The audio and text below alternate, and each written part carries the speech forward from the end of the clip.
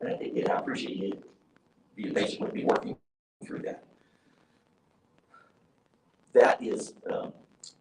That's the point we want to make to you, is that there's a business case behind all of this structure and benefit and perceived value. There is real inherent business value in getting on board with apprenticeship. So if you had any doubts, hope that we've eliminated those in your mind at this point. And again, the apprenticeship model that is a talent development strategy. That's what it is.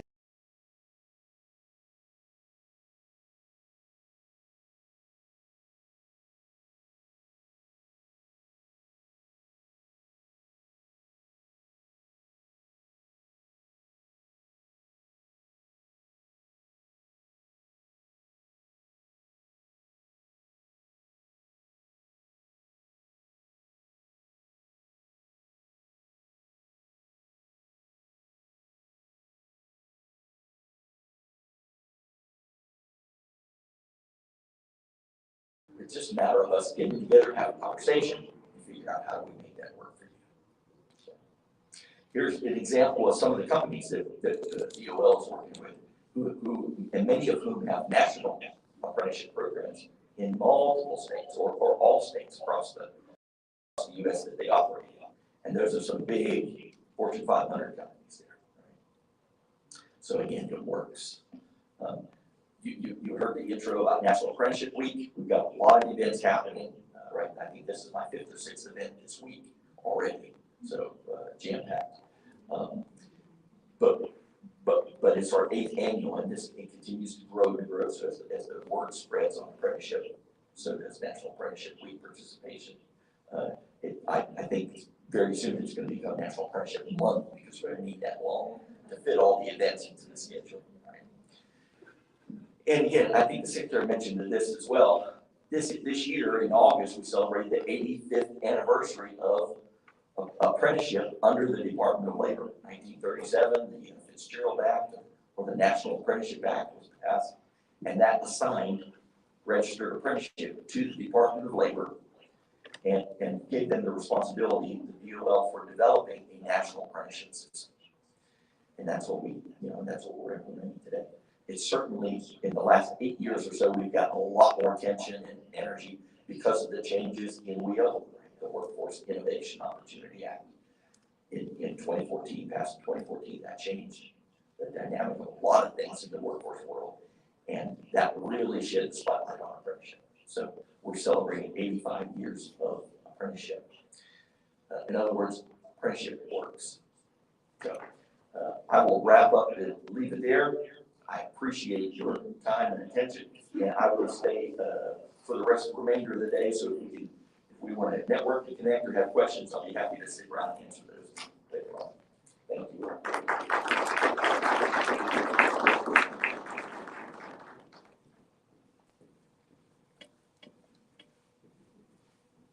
So good afternoon. Oh, a little more energy than that. A little more energy. Good afternoon. All right, that sounds a little bit better. John, my partner in crime, we are tied to the hip. We tend to be places at the same time, following each other in some type of presentation or the other. But John gave me the numbers. I mean, apprenticeship does work. We've been working with apprenticeships with Dallas College for several years. But for the last 5 or so years, we have delved into apprenticeships a little bit deeper. We sponsor them now. So in my bio, Ms. Lynn there read several of the different industry areas that we do sponsor apprenticeships. I kind of want to give you a little bit more about the money and the numbers when it comes to the actual implementation of apprenticeships. So with that said, John, you should have shown me how to work this before you left the podium. Just press which button? Press the arrow. Got it. Let's see what we do. Aha!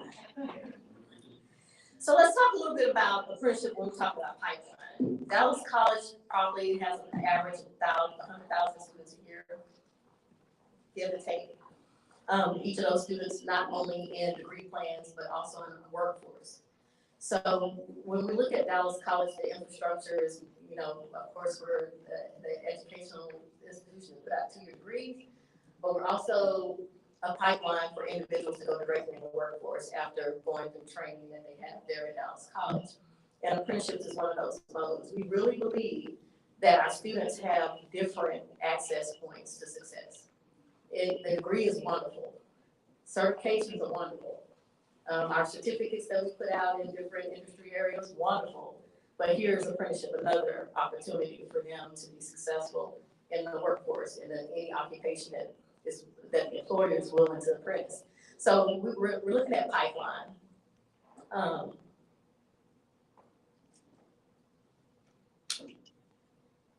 We're looking at dollars.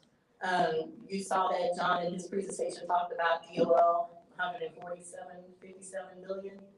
Well, out of that, Dallas College is probably in the last 5 years, about 30 million of that has come to us. And it's like, what does that look like? Well, when we're looking at the apprenticeship opportunities, we have different projects that are in place. Healthcare. How many of you thought we would have apprenticeships in healthcare? Hands. Anybody? I know we have some healthcare folks out there on our panel. We'll talk about this later. But healthcare. You know what? They really kind of already had the apprenticeships embedded in their system. Residencies. It's just another look of how does this really overlay into the systematic approach of how you're already trained. So that's one area that we'll look at. We have a grant that we were just awarded for youth, ABA youth. Why are we not starting earlier? Why are we waiting till they're adults to try to move them to the workforce or help direct them into a career pathway where they can make that wage, a livable wage plus, and support their families? So that grant we have is $5 million that was just awarded this year, where we're gonna look at youth pathways into apprenticeship. Why not? Why not embed that process, educate the parents, educate the school systems about the possibility of that being another offshoot other than college, military, apprenticeships? Let's add it. The ISO grant that we have right now is $10 million. It engages industries in manufacturing, logistics, and IT. So we're looking to expand apprenticeships in those areas. We do have some employer partners that are already engaged in that, and we'll also hear a little bit more about that on our panel here in just a moment too. Dallas College Workforce Scholars, we believe we have to walk the talk. So how are we gonna ask other employer partners to do something that we're not willing to do ourselves? We have our own apprenticeship program that we've implemented at Dallas College where we're allowing the ISD students and PTech and other areas come in and actually sit along our facility partners work groups, sit along outside IT department work groups to actually learn, get the hands-on skills that they need before they even come out of high school. And documenting that talent, those skills attained before they go. So when they go to the next employer, they can say, look what I've done. And I have an employer to validate that skill. You know, those are the things that we're talking about doing when we're looking at apprenticeship. Right now, Dallas College, over the last 5 years, check the numbers before I came, 3,990 apprentices served, with about 1,250 of those completed.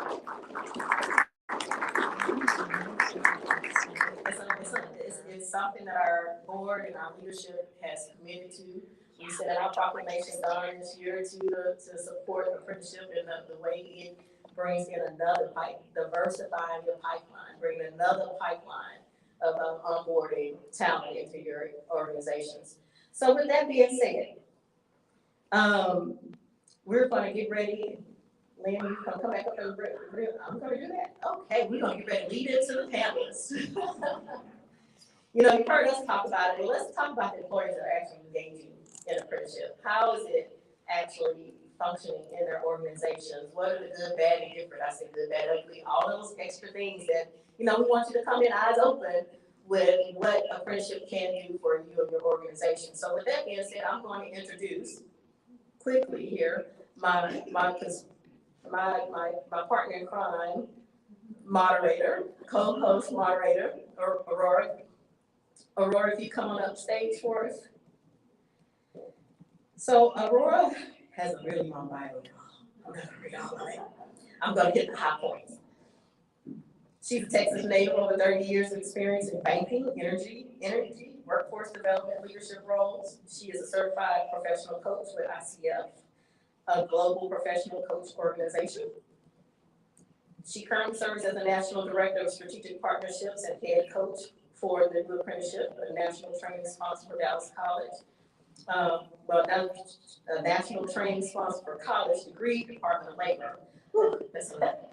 Apprenticeship programs. Her mission is to increase the adoption of tech apprenticeships and accelerated approach to acquire digital, tech, and leadership EQ skills. She has championed with you young lawyer. She put you in there. With developing the curriculum that they have currently for their apprenticeship programs in IT.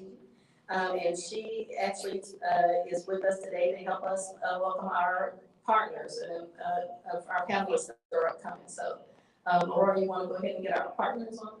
Absolutely. We are so glad to be here today, and I know it's in the afternoon, but I could already feel the energy in the room because there's a lot of questions. Like, what's coming up next? The beautiful way that we created this event today is to hear from the voice of the employer. So I'm going to ask for Tan and Amy and Jennifer to come up, and we're going to get started on some dynamic questions on where the rubber meets the road. How do we actually create these apprenticeship programs in the supply chain? And as we know, when we look at talent, we're looking at not only acquiring talent, but also how are the employers finding the talent, hiring the talent, training the talent.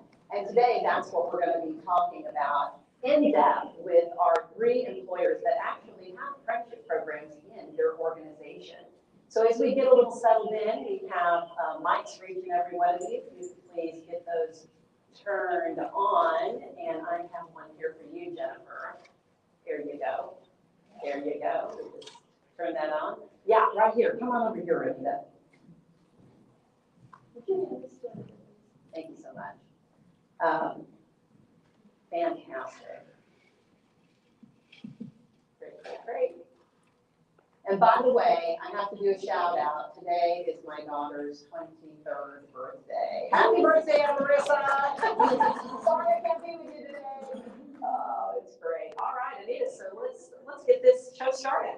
Well, we have our wonderful panelists that agreed to work with us and talk with us today about apprenticeship and what apprenticeship does in their organization.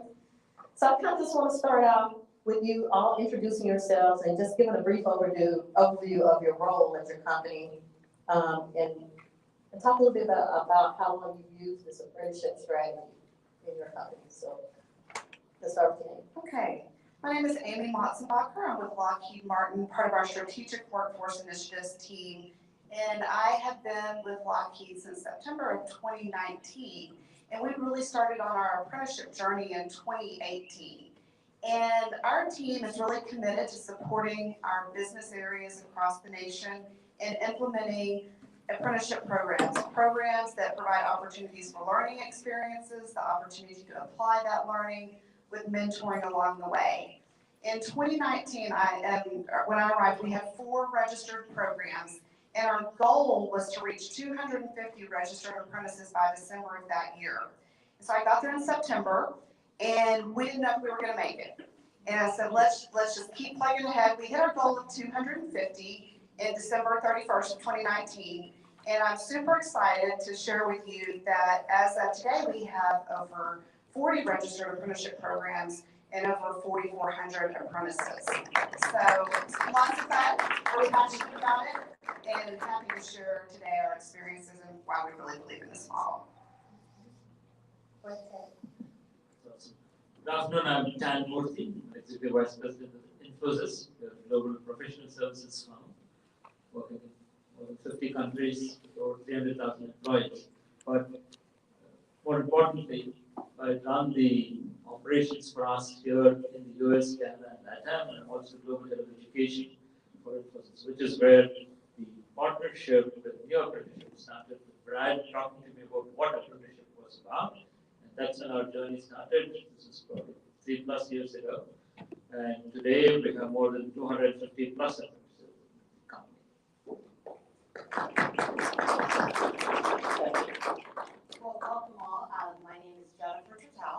I'm the Regional Vice President of HR for Medical City Healthcare here in the Dallas market. Thank you all, as well as Louisiana. I do have 4 hospitals hanging out over there that I get the joy of leading and learning about. That's relatively new for our North Texas market. We have been involved in the apprenticeship programs for years in lots of different ways. We have our own ADN program. I think that was one of the initial programs we partnered with Dallas College on, and then we've just continued to expand and kind of, it's, hey, what about that? I have a great partner in crime. She's with me here today, Charlotte Morris. Raise your hand. She is the guru of all things grants and apprenticeships. She really keeps us on top of all the paperwork and tracking down and keeping track of all the students. I call her the mom of the apprenticeships and the apprentices. They do need some guidance in some of the areas that we bring them in to, and she has been dynamite, really helping be that support, which I think as we get into some of the questions, we'll talk about that. Over the years, we're closing in on about 1,400 apprentices through all of our different programs. And we got some great ideas yesterday at the Dallas College event, which of course Charlotte's already given me an email, like following up on what we heard yesterday and what we want to do. So we just are constantly looking at how to leverage the relationship with Dallas College, which is phenomenal, and to be able to create pathways into healthcare for those individuals in our community that may not see a direct line of sight into a career, because they think about nurses and doctors, and that's a lot of school, and that's not for me. So it's really trying to figure out how to reach out and connect them into a healthcare journey that's a little bit different than just that traditional nurse doctor. Wonderful. Thank you for that. So as we get started, Tan, on questions on how the employers are adopting apprenticeship, we wanted to ask around the employer's mindset and what were some of the factors that you took into consideration to adopt the apprenticeship? Great. So I think for us, the biggest challenge was to find the right talent pool. While we traditionally did the 4-year college, we wanted to move away from doing only degrees, but look for skills. So when we started on that journey, we said we look for alternate talent pools. And that is where the conversation that Brad and I had helped to say, is there a way we can create this talent pool?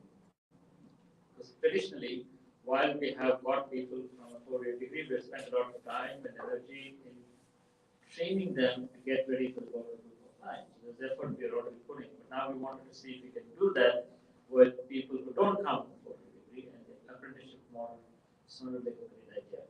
So, and that's when we embarked on the journey.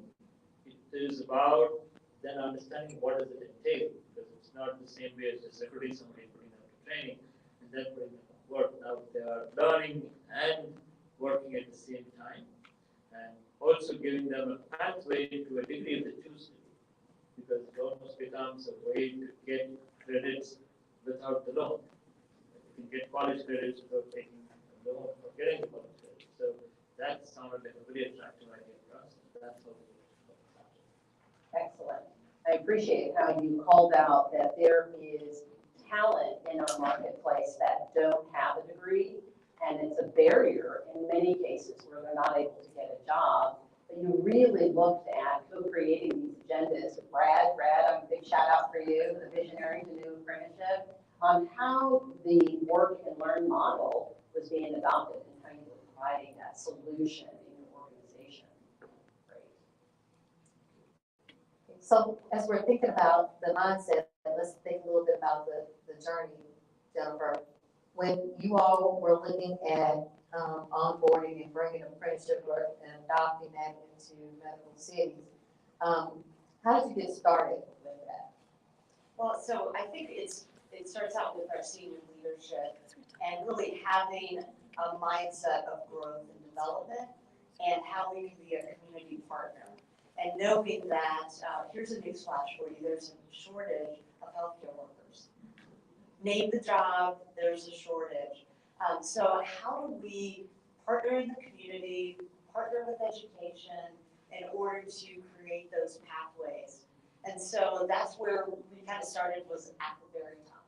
And then we built the structure within our organization with myself, with Charlotte, with our clinical educators to figure out where do we need these folks the most, and then what's that pathway look like. We are, I would say, very adventurous and innovative when it comes to education and trying to create these pathways, because there's, nobody's got a tree of nurses, CT techs, rad techs, food service workers that's just hanging around. You have to go out and grab those individuals that don't see that pathway and then create it for them and communicate that. So I think as we took that group of individuals, the core structure within our organization, then we just started, what prioritize? Where do we want to go first? What do we want to start with? We do have a rather robust RN residency program that's in the apprenticeship piece, but then it was really looking beyond that. And so where's the need and how do we solve it? And we kind of had a mindset, let's solve it first by growing and developing our own.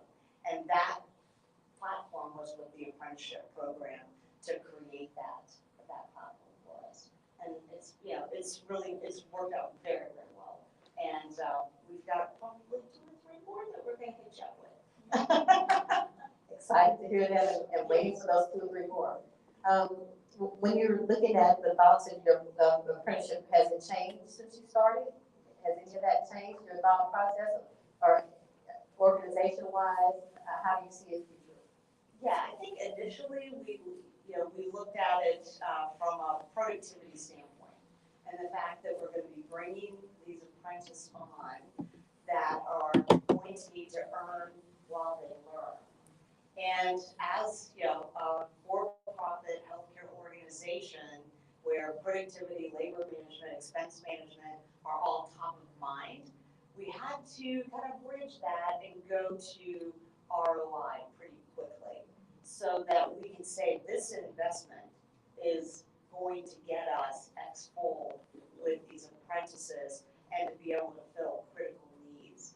And so we didn't necessarily kind of come at it that way. We just like, hey, this is really cool, we want to do it.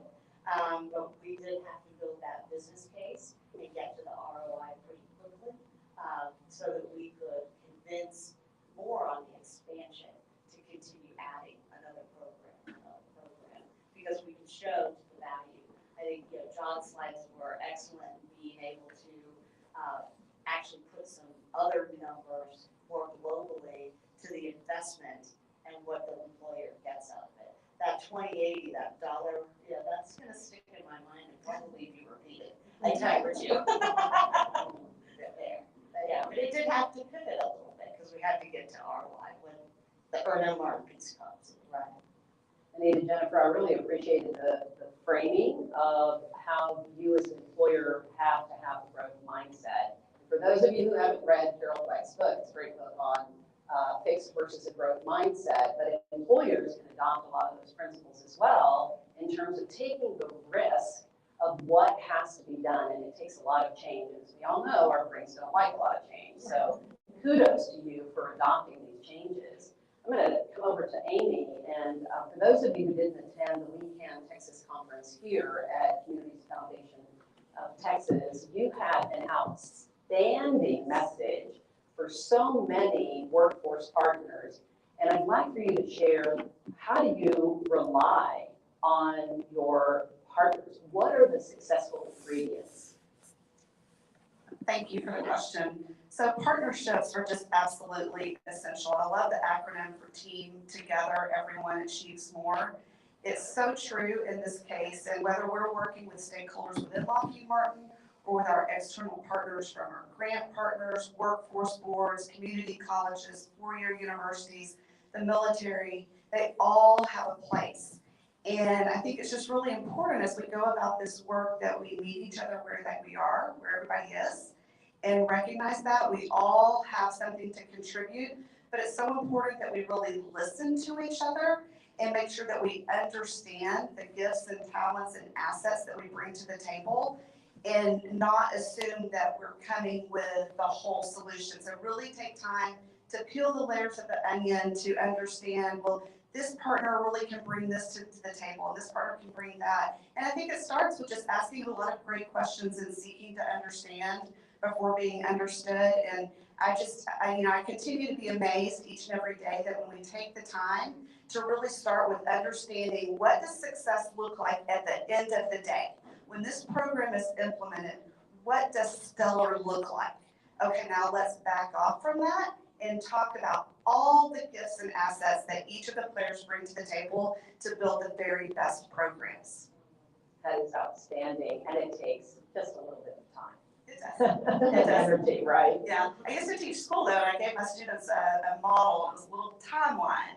And I always told them that you can plan and you can implement, and there's always gonna be a little bit of rework. But if you take time and invest more time in planning, the implementation will go quicker and the rework will be less. If you shortchange the planning, you will spend all that time and more in the implementation and rework. That's excellent.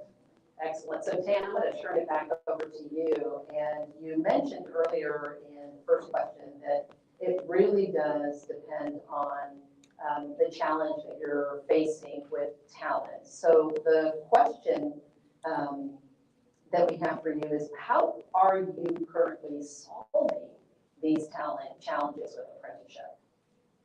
Great. So, if you look at the talent challenge, I think there are two kinds. One is the lack of the right skills for a job, and the lack of people to bring for developing the skills. I think what the apprenticeship model does is can help in both, but let's talk about the talent gap that is being filled by bringing the alternate talent. So the approach that we took was to identify the area where we can use this apprenticeship model, and so we chose the Tech Support Association as the starting piece, and created the curriculum together with Brad and the apprenticeship to understand what is it that the apprentice can do, and fix that problem by working with the SMEs in the company. So collaboration between the subject matter experts, because at the end of the day, they are the ones that need to enable the talent further and also to use them on their teams. So getting them on board first was important in creating that joint curriculum. And then it was about making sure that those teams could look at this as a talent pool for their teams, which is because they already work on the curriculum, now they're interested in getting the people who are trained on the curriculum. But they also need to invest in mentoring those teams, because without that, the apprentice model will not succeed. Right? Because it's not a one-time cure for the training can be done. It is about making sure that there is continuous learning on the job and competence development during the whole year. So both of those pieces are important. One is the curriculum, but the collaboration with the subject matter experts and their involvement in the mentoring process. So, and that's when they start adopting these people onto their teams, then you know that you have fixed the talent gap. Right? So that's the approach. Yeah, incredible. It's almost like a pyramid where you're starting with a foundation of what is the need, and then identifying those important competencies, and then the curriculum that is building filling the gap, but also having the voice of the subject matter expert. And that's key to what Dee was also talking about, having those right partners really speak into the curriculum. So thank you for that, Tam.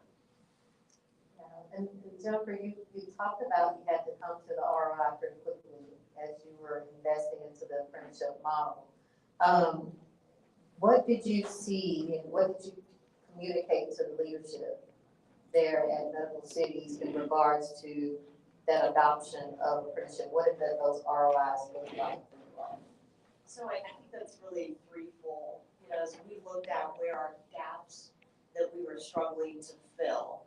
And also, there's kind of that need assessment.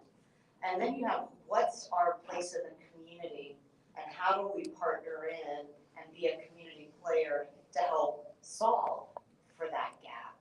And then I think finally, as we brought those two pieces together, we really had to sell the idea to those key stakeholders that we're going to actually be arm in arm with the apprentices so that they could see and that development and have voice in that development. And so as we brought those three pieces together, I think that's where we were able to show that ROI. We also, we do surveys of our own staff. And one of the key needs, especially when you look at in our clinical settings, we need support staff. Some individual that goes to TCU and gets a 4-year nursing degree for $180,000 does not want to have to come and do certain types of work in the healthcare setting. Now you layer on top of that COVID, where we just had volumes of patients and we had to go and pivot to what we call team nursing. Well, when we looked at the team, we had a big hole in that patient care tech, the patient sitter arena, and some of those clinical tech areas that we really had to use and leverage our apprenticeship program to help fill that need to round out that team. Because our clinicians, our nurses were telling us, we need support. And that doesn't look like another nurse. That looks like a patient care tech. That looks like a phlebotomist, and some of the other programs that we have. And so being able to take the voice of my customer, who is our colleagues, and their nursing leaders to say, this is what we need. And then we were able to pull that and say, see, we built this program just for this. And here's how we're solving for that problem. So the timing, the COVID was really an unfortunate event for us all to go through. The timing of in particular, the apprenticeship grant for our patient care techs really fell into place with the timing of what we needed. And we were able to say, we had, a handful of patient care techs when we started. Now we've got this robust group. They've been trained in our setting with some great support with the Dallas College, and it's a win-win. And that has been a super achievement where we're not hearing that noise as much from our clinical caregivers that, I don't feel supported because I don't have the resources. And resources equal extra hands in that patient care tech. So it's a great story to tell. It is. Medical City runs their cohort, apprenticeship cohort every 12 weeks.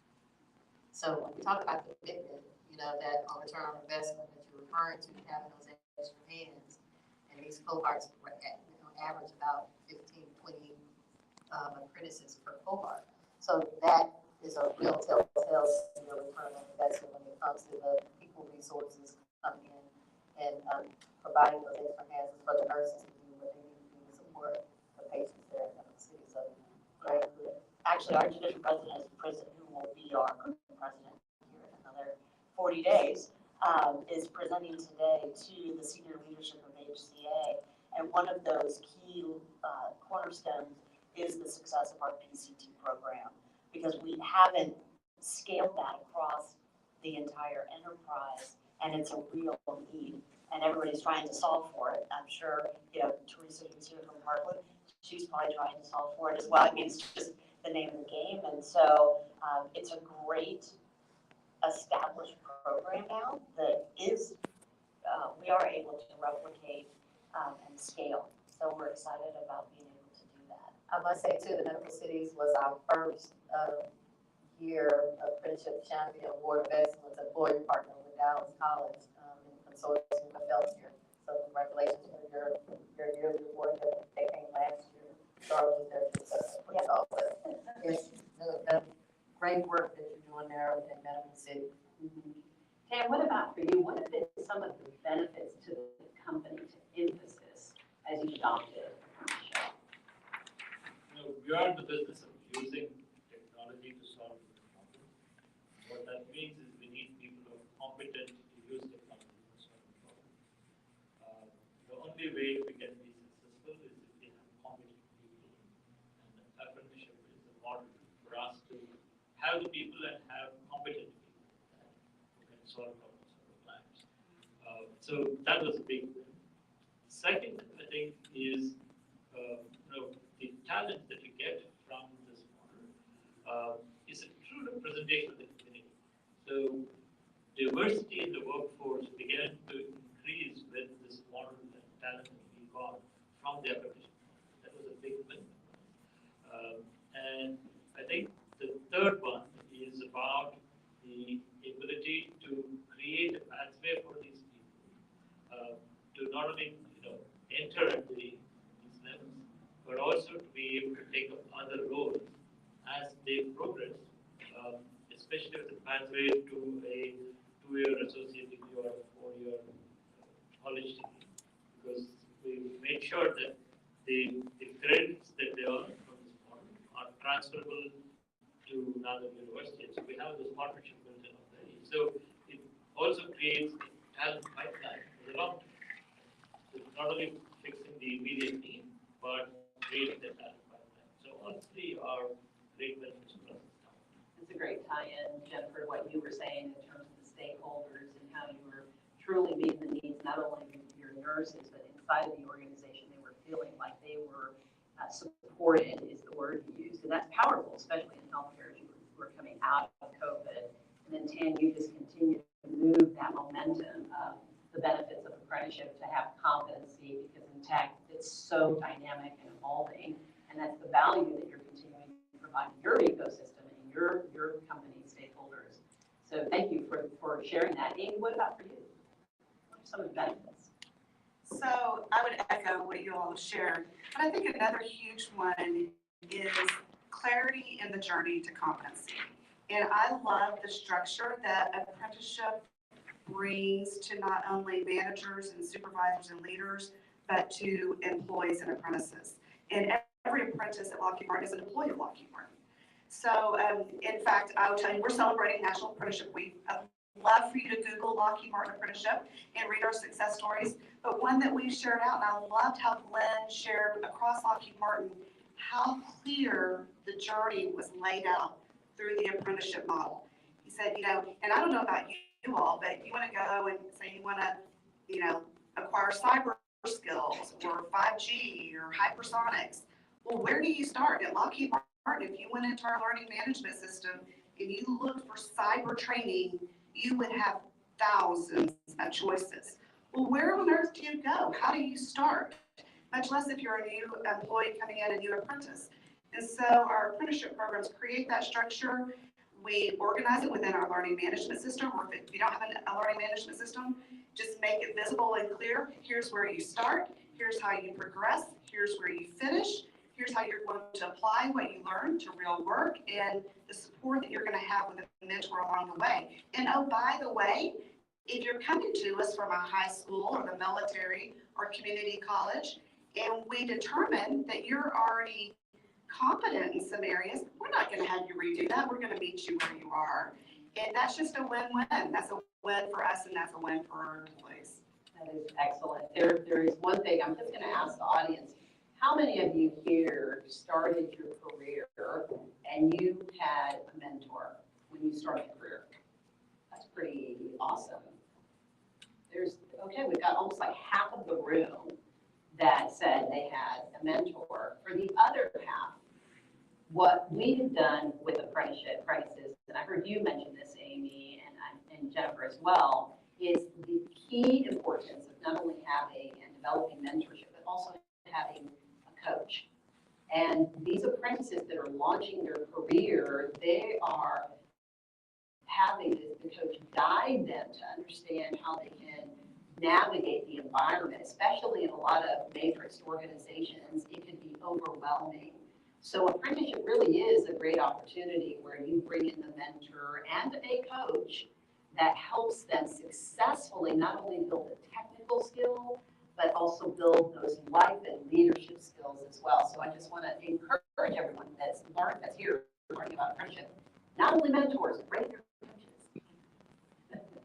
Yeah, I can't appreciate that enough, because one of the things that we have found is there are a lot of people that, you know, I don't know what I want to do when they're in high school, and they're getting ready to graduate, and they hear from their parents, or their aunt, or their uncle, or their grandmother, well, just get a job in high school, or in healthcare.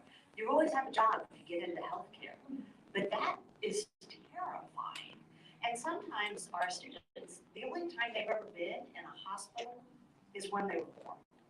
And they don't remember that. And so it's just terrifying for them to figure out on their own how to like open up that door. And the apprenticeship program for us has been a great way to reach into the community and in somewhat of, I would say, kind of a safe, nurturing environment, create a pathway for them that doesn't stop with the role that they came into with the apprenticeship. Oh no, those people, we recruit them and resell them on, then what do you want to do next? You know, they don't have any clue what that next is, so exposing them to, you think you like to draw blood? Okay, we've got lab jobs. You think you like the machinery and imaging, because it is really cool, it does super cool stuff, and you're kind of techie, well, you know, we can get you over and so you can see that. And really be able to just kind of expand their mind to innovate their own career path. And then we kind of come along with our programs to carry them along the way and create that opportunity. And oh, for the employers, by the way, they're filling a vital need in your organization. So it really is a very great win-win. I will say for employers, it's been important for us speaking to that. We had to reflect on what are the requirements for this job. We had to change prerequisites. We had to change some job descriptions. And so we have programs where I'm super excited about a program that we have in Arkansas. It's a manufacturing disciplines apprenticeship program. It's now 40% women. And it's because we changed our prerequisites and the questions we're asking in the interviews, and recognizing that it's not just based on what you have on your resume. You ask a female, how did you develop your hand-eye coordination? Well, I built cars with my dad. Score, we want that. So, I think the movement for us for degrees of skills is exactly that. Because now you have a method to assess are these people ready for job, ready for job. They have skills to do it. We can talk about those transferable skills because they're not always in the mind of, but it needs to be adapted to something that we've done before, experiences from before. So those transferable skills are definitely things that I know we all look at when we look at the development of what does this profile for this particular job occupation need to have in place. This is a great segue for all of you, and that is, what did you learn from implementing apprenticeships in your organization? Not everybody needs a 4-year degree. You know, that's that was kind of the ticket to entry. And you know, and we have so much opportunity to, if we look at it differently, if we had everybody kind of come down to kind of to Dan's point, you know, those competencies. What do we need people to know how to do as they hit the ground running, or as they learn, you know, in that running, how to do the work. So really backing off on, and to your point with job descriptions, oh yeah, where are your degree? Where are your degree? I mean, it was all over the place. And we really have pivoted off of that because we're more focused on what's the competency needed to do X role. Right, the degree to skills transition, and the second I think is recognizing that there is so much talent out there. We talk about the talent gap without looking at ways in which that can be fixed, and apprenticeship is a great way to do that. That's the key message. The third, which was subtle but very important in my mind, is about the mentors and the managers, their willingness really to work with the teams to make a difference to those individuals. And the amount of coaching they're willing to do, because they see that here are people who have the hunger to do things, but have not had the means to go through a structured education. So in some sense, it becomes an apprenticeship for the manager to become a people manager. This whole part. And that's something I think we should tap into in a more structured way. This work is hard. And so one of the things that we have learned is that, quite honestly, we started saying, we're not going to say the word apprenticeship. We're not going to say the word Appendix A to start with, because people have perceptions about who apprenticeships are for.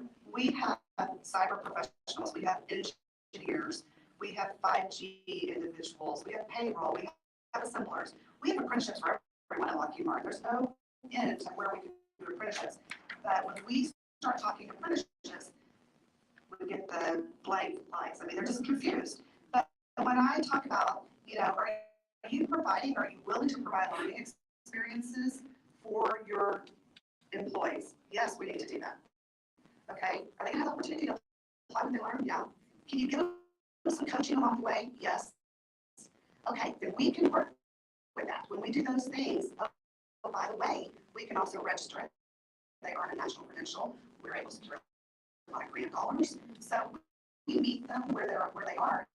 And we also recognize that not everything should be an apprenticeship program, because you shouldn't do it just because of the grant dollars. You should do it because not doing it is not an option. So we are going to address a critical need that we can't afford not to strategically deploy this integrated talent management approach. Was that a wrap? I believe so. We have 10 now, so I think open it up to Q&A. Yeah, we're going to now just open up for questions. Sean, would you join us on the platform, please, in case anyone has questions from my heads. We've got guys here that are, gals are going to have microphones. If you have a question, please raise your hand. Wait for them to hand you a mic, because we are putting this out. We are recording, and we want to make sure we can hear all your great questions. Hello, everyone. Marlonda Taylor with Dallas College. I work on Miss Anita Bedford's team. Great discussion, by the way. But I'm really curious, especially Amy, you mentioned some really high level, strategies. And what I've noticed in working on this team, working here, we have several students from just different dynamics, for different demographics, right? And so we are having a bit of a challenge with our students in our southern sectors in the Dallas area. So we have these different programs, but we're noticing that, again, some are not gravitating to these opportunities. And so we have a new innovation center at one of our southern sector campuses, which is our Cedar Valley campus. So can you talk a little bit about, and anybody on the panel, but how do we get into the high schools? Because when Jim mentioned about, it's not always about a 4-year degree, but a lot of times these students are transitioning from high school into the workforce. So how can we be a little bit more attractive, especially in these high demand areas? So like Jim was talking about, oh, hey, go to healthcare and you get a job in that. But I think about student debt, and I think about all of these different things that happen. The reason why people don't want to go to college, or they feel like they're not good enough to come through some of these amazing programs. So can anybody, I guess, kind of talk about how do you strategize for these here where the talent is there, but maybe they're the first gen in their family. And so I can't go to every high school, but how can we help pipeline those students from high school maybe to Lockheed or Medical City? That was a long question, but I know you got it. I love that question, because I came out in secondary education, and so I firmly believe that students can't be what they can't see, and parents can't support that either if they don't know and understand. And so one of the things I will tell you that coming out of secondary education is we have so many great resources within our secondary and post-secondary education systems. And to me, it's not about casting the net wide, it's about really focusing, leveraging partners like Project Lead the Way, for example, or your career and technology programs, First Robotics. How can you get into the talent that you need, HOSA, for example? So connect with partners who are engaging with those students. Also, make sure that employers are at the table. So a lot of I'll be honest, we feel like employers kind of get left out of the conversation, but we feel we're really important to the dialogue. And when I was with Arlington Independent School District, and I set up the relationship and partnership with Lockheed Martin, and we started a high school internship program. And I'll never forget, we were having an information night, we were gonna have all these different programs highlighted, and we were gonna have a really small meeting room, and I said to our school district leadership, I said, you don't understand, I sent out letters to students, and Lockheed Martin's coming, and they're gonna be there because they're gonna hear about this opportunity. And combining the voice of education with employers makes all the difference. We had standing room only in a ballroom, and we painted the picture of what the opportunity looks like. And I think that's essential. I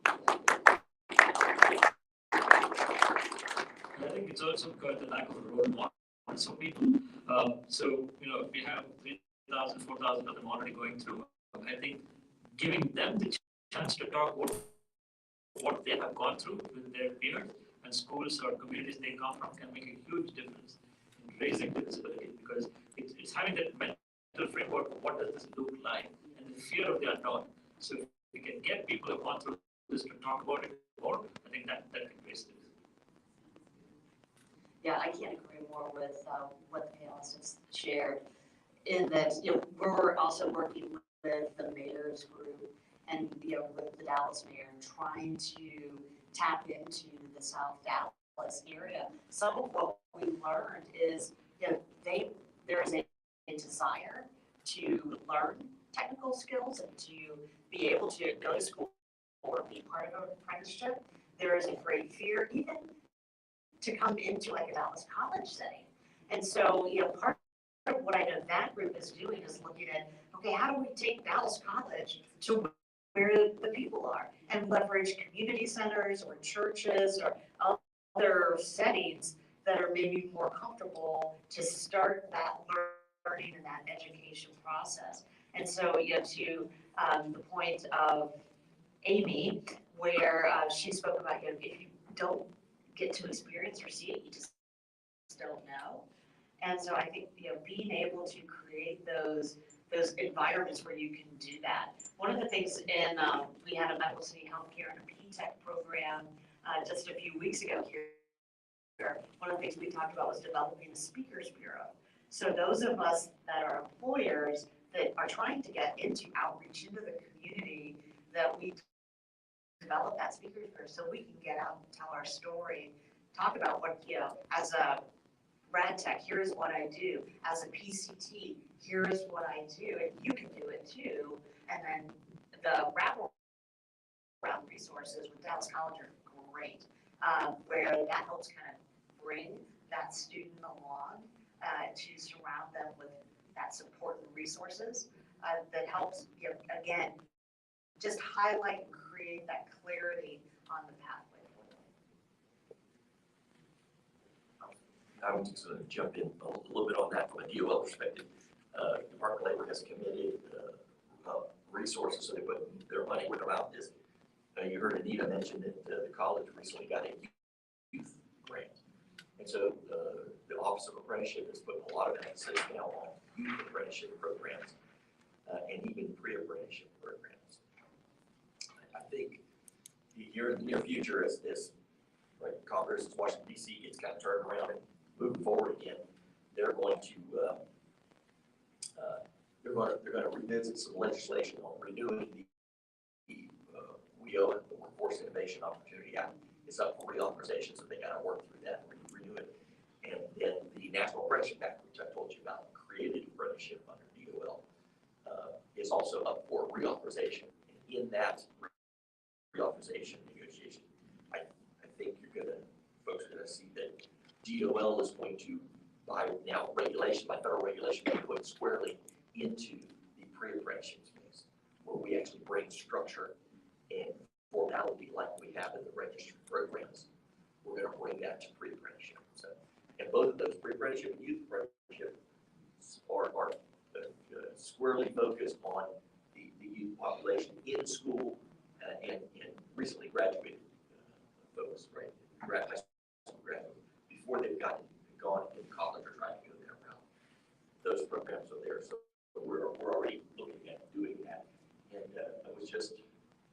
Monday, I was just at Raytheon up in McKinney.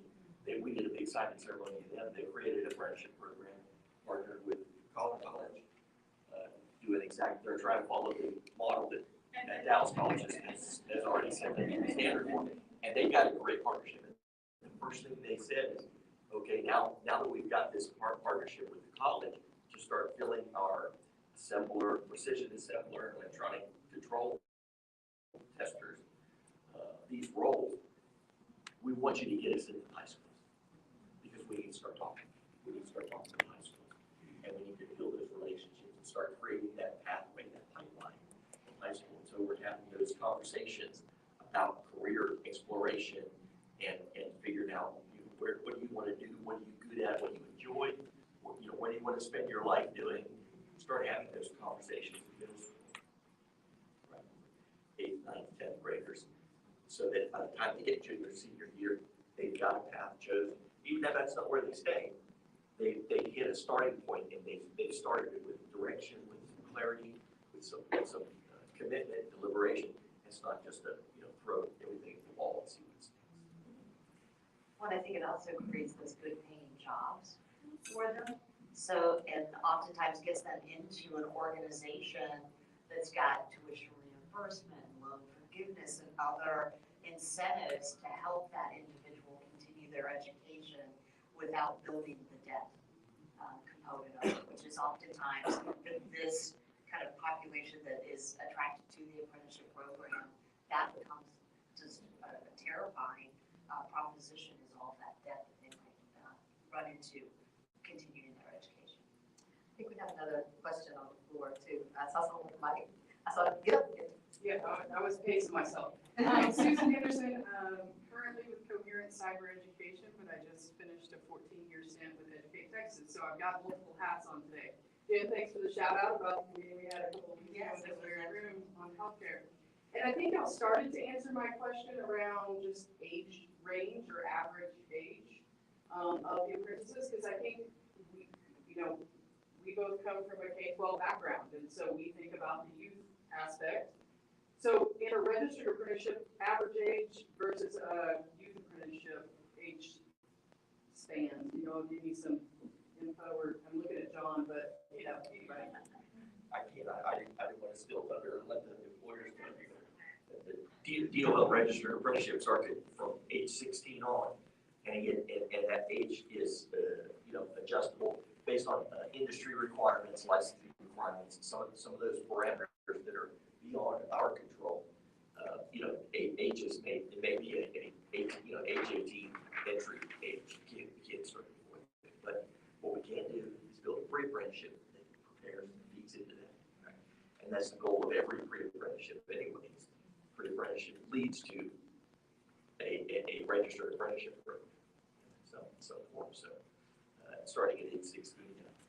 So for Dallas College, it's not so much the apprenticeship, but the college overall, average age is about 26, 27 for a student coming through. So if you're paying it into our apprenticeship programs, it's probably not the same.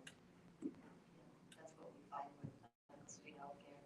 And even with our school nursing that's getting ready to open, that is really for the non-traditional students, like careerists. And what we find is that average age is around 32. Because they've done something else and they're gone, I want to get into healthcare and that's a way. So but you have to wire your mind and your services and support to support someone that's a little further in their life venture, because they may have family and other responsibilities that you've got to make sure you're supporting. And at Lockheed, our apprentices are all ages, because we believe so firmly in the model that we don't just upskill new talent, we're upskilling our incumbent workers as well through apprenticeship programs. So we have people with PhDs who are in apprenticeship programs. And one of the things that I would really stress also, and I heard this firsthand from students, the opportunity to learn and earn is real. And you will have valedictorians and salutatorians and high-performing students who value that and appreciate that and need that, as much as those who our perception may lend us to think these are natural apprentices. And so know that this is a great model, I sure wish I came out of a high school environment where we had college shirt day. I wish we didn't have college shirt day. I wish we had a day where we wore community college shirts and employer shirts, because there are so many pathways to great careers. And we have done an excellent job as a country of making our students feel like there's only one way. And that is absolutely changing, and I love it. I love how you got that.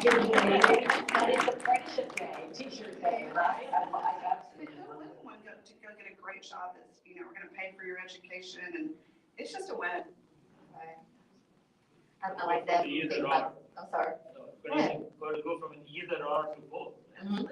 Apprenticeship is education. That's right. It's not, you don't have to eliminate it just because you do that. I love the fact that the employers we work with look at the individual holistically. We've come from an environment too where say, oh, you gotta work extra hard to get this X, Y, Z. True, but why does it have to be put on that I have to go to school in the evening? Or I have to go do a 40-hour work week and do X, Y, Z afterwards. I have a family to take care of. Well, in this apprenticeship model that we have at Dallas College that we sponsor with our employers, we have the best employer partners. I told that yesterday, I'm telling everyone that today, we have some of the best employer partners for 2 reasons. They not only see the employee as an employee, but they see the individual as a family unit that's coming in as an employee. So they have committed to that 40-day work week being them sitting in class, learning, being paid, and them being on the job. It's like the perfect model. It's not that, oh, you gotta do all this up front and then possibly get a job. No, it's work, earn, and learn at the same time. So there's nothing outside of the extra 40 work-hour week other than studying. And then taking care of your family. But that model has worked well for us for the last 5 years. Hi, Stephen Bridges, Workforce Solutions, Greater Dallas. I promise this is not a planned question. But on behalf of our board, we've heard a lot of great nuggets here, and I'm sure each of you probably can answer this question differently, and I've probably heard the answer already. But I just want to reframe it a little bit differently, just for our employers that are in the room for considering an apprenticeship program. What is the key element, or rather I'll say, the key commitment that employers must make in order to have a successful apprenticeship program? I would say give everybody a shot. One of the things I heard early on as we were starting the patient care tech apprenticeship is, and then they come in and they have to be a patient sitter right out of the gate, 1 shift a week. And so there's this, well, they've never been in a hospital. How are they going to be able to do that? It's 4 hours of training and you can do it. By happy hour, you could all be trained. And you could be a patient sitter. And they may, like the first 2 or 3 times come and go, I'm not sure about this. And so we had to keep encouraging those people, but we also had to keep encouraging our own team members. You gotta give these guys a shot. They've never been in a hospital before. They're like I said, maybe when they were born and they don't remember that. And I've done a patient sitter shift or 2 myself, and you kind of, okay, glad I'm in HR. I'm good there. Because it's a little startling at times. So giving them a shot, and reinforcing why you picked them in the first place so that they can get comfortable. That's a lot about the apprenticeship program in healthcare is in the work setting, get comfortable with that setting and what goes on and what you see, because it can be struggling at times, especially we ran them all through COVID. We had all of our nurse residents, they were all there working all through COVID. And we saw where a lot of those clinical opportunities were shut down. And it's like, you know what, I hate to tell you guys, but this is probably not the last pandemic, and you're gonna need to be ready to face that for the next one. And that was we had a lot of discussion around that as an organization, but you owe it to the learner to let them see it all and experience it all. You just have to be committed to making sure they're okay and that they can process it, helping them through that. I want to piggyback right on that, because not only give them a chance, but then commit to competency. understand what that is, and then allow the time for those competencies to develop, the journey to unfold, and really commit to it, because it does take time and resources. It's not going to happen at the snap of the fingers, and so you have to know what that looks like and how you're going to get people there. So give them a chance and then commit to competency. The other side of it is the employer, so engage the manager soon enough. I think the managers who engage with these people are the key to make it successful, because the apprentices themselves are great. They will do what they need to do. But I think the confidence that the manager has that they can do it is important for them to succeed. So treat them like any other employee, let the managers do the same. Any more questions out there? A little add on to that, I would just offer this from a, again, try to approach everything from a business mindset, right? What is the business owner or business company you think about? To your point, what's the alternative? Right, so the saying, right, what if we train them and they leave? What if we don't train them and they stay? Right, so you gotta think about it from that standpoint, and be willing to make the commitment. Right, again, from a business, you gotta make the business cases. As Jennifer said, you gotta make the business case on why this is worth doing, right? Worth committing resources to. Well, you're already spending money. It's costing you money to recruit. It's costing you money to onboard. It's costing you money to constantly fill the entry level positions that people don't stay in long enough, or once they get competent and semi-qualified for $1 an hour more, they're down the street, and they're out, and you're running this treadmill, right? So you're on the hamster wheel, and there's no solution. How do I solve this? Well, stop spending that money and spend it in a more strategic, more deliberate, more successful way, because the return on that investment is the case we made is there. So the return will be there, but you got to think about it, get outside the box, think about it from a different standpoint. If we're going to commit these resources one way or another, we're going to spend this money. Let's spend it as smartly as we can. I think that's what I should.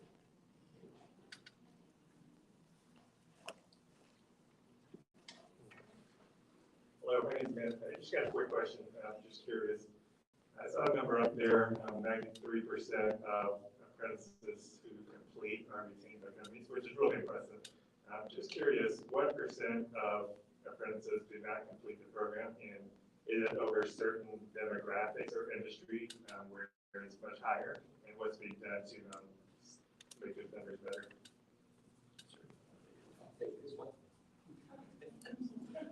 So from a regulatory and structural standpoint,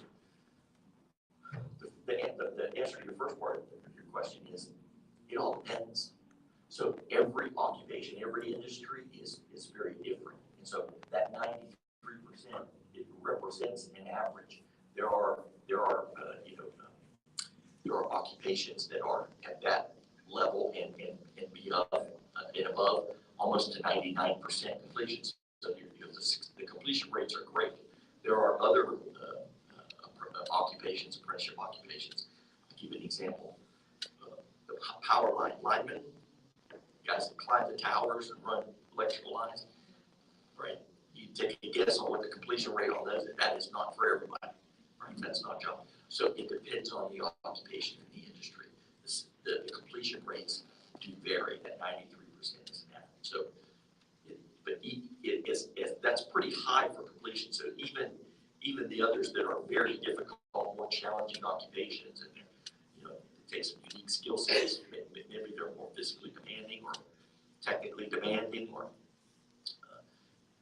those rates will vary. But we always shoot for every time we look at a program, we do periodic programmatic reviews of each program every 2 to 3 years. Anita knows she's had to sit with me and go through all the paperwork again and talk processes.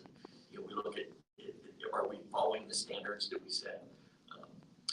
We look at those completion rates, and if we're at or below 50%, if we're below 50%, then we start to look and say, okay, why are we?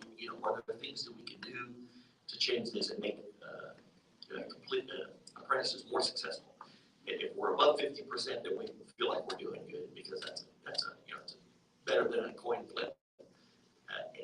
receive good audits. But we also, as part of those reviews, we do, to the second part of your question, we do look deeper, and we will look at the demographics of the program, what the apprenticeship force represent. What does that look like? And are we underrepresented? Are we underrepresented with females in the apprenticeship? What can we do to bring more females bring more women into this occupation, this career field?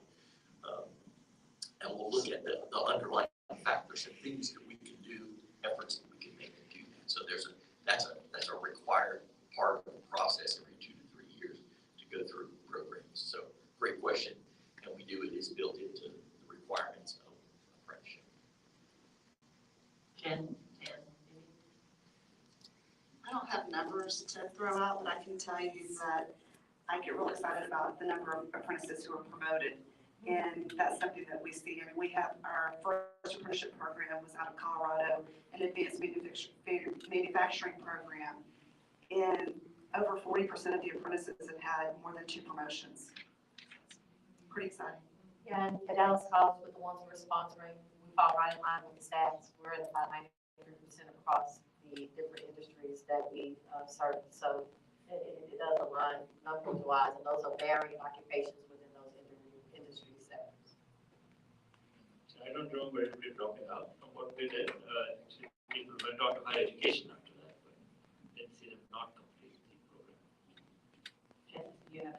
So I know 93% of like our PCTs pass their certification at the end of their 12-week program, and then they move over into, they're employed as a patient safety attendant, and then they complete their program in 12 weeks, take the exam, become a certified PCT. So that's the 93% that bridge over, and then are employed with us. As the national training provider, we also have seen those retention rates around 92, 93%. But there's something else that is happening inside of these organizations that's really powerful. And that is that you now have created a learning organization, like an organism, a culture, a value. And it's not just the apprentice, but to Tam's point, it's also the subject matter expert and the manager that is supporting the learning. And what we have seen over the last 7 years we've been doing this, Brad, is managers are also becoming an apprentice as well, because they're learning so many different skills. Because in tech, there is so much dynamic learning that's happening. I mean, the technologies are always changing, that the managers are learning to learn again. And that's really leaving an imprint inside of the organization. So it truly does add a ripple effect to the organization.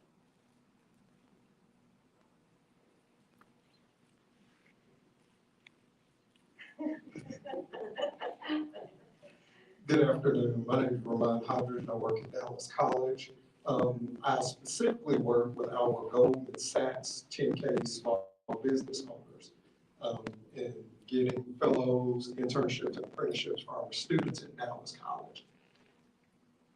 I love seeing all of the large companies. Can you give any advice for the small business owners? Currently, even with the Goldman Sachs grant, they pay $20 an hour for a fellow to come and work with the small business owners. But if at any time Goldman Sachs decides not to pay, what could I give as advice to small business owners to understand the still need to invest themselves into the apprenticeship program?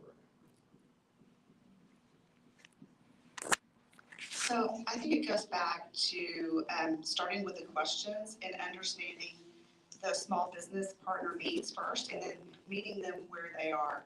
So again, we try to reinforce this message frequently at Lockheed Martin that regardless of the dollars that someone's bringing to help offset wages or the grants, what is the critical need that's going to be addressed? If we can't identify the critical need, then when those other things that are nice and appealing float away, then where's your interest? So if you're driven by the critical need in helping small businesses understand what is the critical need, instead of going to a business saying, hey, we have this talent to bring to you, start by saying, what is it that we can do for you that you can't do without? And then say, oh, we have a solution for that. And I will tell you, a lot of times as an employer, we get approached by education partners, third-party training vendors, on and on and on, who want to bring us their solution. Okay, that's great, but you need to understand our needs. So seek to understand before being understood. And I think, you know, in that relationship, really just dialing in to what is the critical need. And I agree, and I think one thing for small businesses, for you to negotiate that, if somebody does not need the 40-hour week, maybe two companies need the same talent, 20 hours. And that can make a huge difference in how we leverage this talent. Agreed, outstanding. I'm sorry, I'm trying to, again, there are resources for those, and that's a real, right, it's a real dilemma, right? It's sustainability. And so the smaller you are, the tougher that challenge is. There are real resources out there to go after. Again, the challenge is the smaller you are, the tougher it is. So I talk to every employer that I talk to, there are strength in numbers. That's why partners like New Apprenticeship, partners like Dallas College, partners like Workforce Board, that's where you go and say, can you help us? Because there is money out there to help those needs. We're not just looking for money for the sake of looking for money. How do we keep an employer in business? How do we sustain a training program that they're interested in, they're committed to doing? They just don't have the resources to do because they're just not big enough to pay the wages and for the cost of the training. And training costs money. So that's where the funding goes. It always goes towards funding the cost of the training. And there's money out there. The UOL has put $500 million, over $500 million out in apprenticeship grants over the last 5 to 6 years, since 2015, 2016. So I showed you the one for $175 million. Another $500 million is going out there. But it goes through different avenues, and to get some of that money, you gotta be positioned. Dallas College was successful in going after a large grant. They have a healthcare grant, $12.5 million. What did they do? They went out and said, look, we're not gonna just get this by promising something. So they reached out to Medical City and other healthcare partners, and we had 8 or 12 healthcare partners now sign on to the healthcare program. So find a consortium, find a partnership, and create some strength in numbers, and then you can go after those dollars, those resources. Federal resources, state level resources, and local level resources. Yeah, and I would say, I would bet that those small businesses don't know. So it's just a lack of awareness that through Workforce Solutions, through the Dallas Regional Commerce, those Chamber of Commerce organizations or other professional organizations that they probably are members of, that leveraging those groups to get access to the funding, I think is a great way to really help support them and what they're trying to do as well, without them having the big fortune whatever behind you. It's not, that's not exclusive. Just one thing I'll also mention that you stated, John, for small and medium-sized business owners, Workforce Solutions Dallas has WIOA funds that can be used to lower the cost of wages, and it's called on-the-job training dollars. I know Anita, you have some as well, but that is a significant source of revenue that grant funding that a small or mid-sized employer can tap into. Well, help me thank our panelists.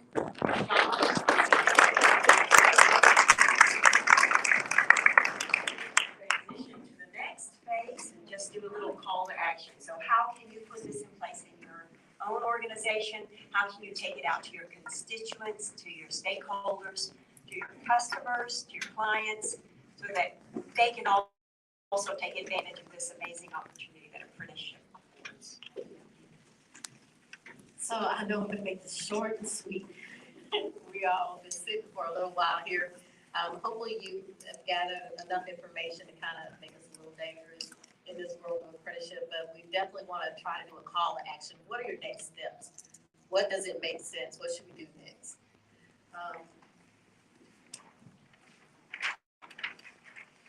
We've already talked about the different components. This basically is just a diagram that talks about the different areas. We talked about the related instruction and competencies, looking at the occupations and roles. What are those hard to fill occupations? What are those occupations where there's a lot of turnover? Just having those thoughts about your organization and how we might be able to overlay apprenticeship into that organization. So we're looking at those skill gains that we talked about, that on-the-job instruction, that mentor that's important to have there in this whole opportunity, and then those credentials that can be associated with those occupations as we grow or develop these apprenticeships. Other things to think about, we heard like Miller talking about, they already have their learning platform and systems. What training do you already have in place at your organization for those different occupations? Because we don't have to start scratching everything. Sometimes you already have some things, identifiers there that can help glean towards creating that apprenticeship opportunity. Do you have performance plans already in place for your employees? What does that look like? When you're looking at succession planning within your organization, we're trying to bring in entry level. Well, is that strategic to bring in entry level so those that are in those positions have been in those positions a while can now move up to another level? What does that look like for your organization? Where does apprenticeship fit in that infrastructure? So that's another item to think about. The last thing we talked about here at the panel, speak a lot about, is the commitment. There is a commitment to this process, just like any other process. We're trying to integrate just one more opportunity for you to be able to onboard talent into your organizations. So when you look at apprenticeship overall, what is that commitment from the company? Can you commit to it? Because it's a lift starting out. With the college, we try to sponsor that for the employer partner so we can take some of that lift off. But we still need to be in contact with your HR personnel so we can figure out with that OGL the hours that they do look like. The mentors, we need to be in touch with the mentors so that we need to see if there's something that we need to do to kind of recircle and say, oh, they can get all of that related instruction. How can we reel that back in and get them back in to that related instruction of cases or some pieces that are not clicking or connecting in the apprenticeship. So that mentor documenting the competencies as they come in, what does that look like in the organization? So those conversations are what we call our next steps into discovery. And with that being said, I think that's pretty much it for me, Lynn. So at the end, I think we have a survey that you'll be able to complete, and that'll help us link to you if you're interested in continuing the dialogue about apprenticeship. So you can see that we've got a basic diagram of here of implementation and how that brings it all together. And this is the interest form, so take out your phone again. It's one of those places you get to have your phone now, right? And we've got a Google form here where you can go in, you can answer just a few questions. We'd love to be able to follow up with you, provide you with more information, just ask you a little bit about what you're currently doing. And if you have any other questions, maybe you didn't get a moment you need a moment to think about it, and you'll have some more questions a little bit later. But please do that. Follow us, support. We want to support you. Let's tweet, follow, tag, share our posts. On the agenda that you have, there's also a QR code. It links to all of our different social media pages, and we'd love to have you be a part of the conversation ongoing. Just want to say thank you so much for all being here. Juliet. Yes, I had a question. I'm so sorry. Regarding next steps before we close. Do you have the microphone?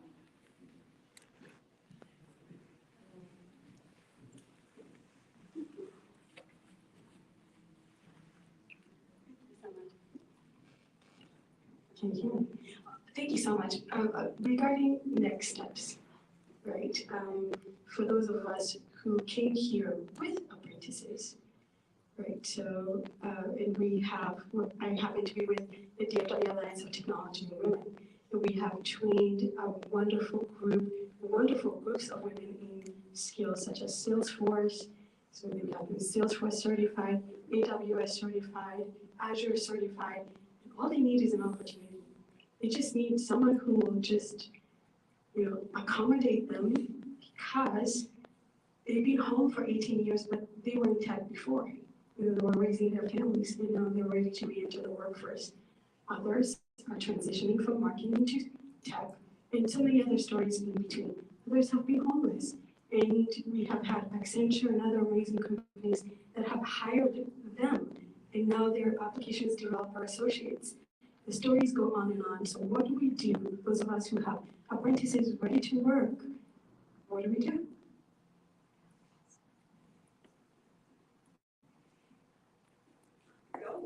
I don't know how I ended up like my suggestion, there's a couple of things that we do for Dallas College. On the website for Dallas College, there's an area that is called apprenticeship. So if you go to the apprenticeship, there's a space there for a potential apprentice that needs to be connected to an employer. And then there's a space for the employer partner themselves where they can fill out an interest form or connect with us in order for us to kind of make those connections. So that's one place you can start from. Let's go to Dallas College, my staff out there. They will be the ones to contact you and say, hey, we received your information, how can we help? So for us, that's one space to go. We also have our email address, which is experientiallearning@eccd.edu. And that's a space where our employer partners and students can come in, or potential students can come in, and we make contact with them. I also want to just throw out there our wonderful Employer Resource Center. Mark the way you can. So if you're an employer that needs to make contact with Dallas College, her team is the space to be. They help navigate that whole college system for you. We are a big system. So Martha, if you want to just tell a little bit about how they can contact you all, and you can make introductions within the infrastructure of Dallas College to get where they need to be. Rock cards. I won't make you write it down or remember it. Please come by and get a card. We've got lots of options to connect to talent. Today, I encourage everyone to connect this as early as possible. I think we had a wonderful panel talk about that. So if you have a job that you've been looking to get somebody hired, let me know. I'll get you connected to our team and we'll help you navigate. As Anita mentioned, our large infrastructure, we serve about 65,000 plus students a semester, specifically in the fall, and they're both credit and non-credit. So there's 100 ways to partner with us. So please come be one of my cards so we can help you navigate our space. Thank you. Thank you. And from Workforce Solutions Greater Dallas, Julius is here. He's part of our business solutions team. And he would be an individual who can work with the employers as well to connect with everything we do in workforce. So we're all here to take care of you all and make sure that you've got the talent that you need. And with that, thank you. It's been an amazing event. I really appreciate the time that you've given us and that you've been here to share with this. I want to once again thank Communities Foundation of Texas for this beautiful venue. They also provided the networking social time, so please stick around and have some food. Thank you, Johnny, for making us all sound really good up here. And thank you to AWS and New Apprenticeship for providing support for our apprentices that are here. We've done our branding. They've made us look really good online, our social media. Please, once again, follow us and do that. And we just want to thank our speakers, our panelists, everyone that's been here to share and impart wisdom and share their knowledge with us so that we can always work together to help to continue to advance and accelerate apprenticeship in Dallas. Thank you all.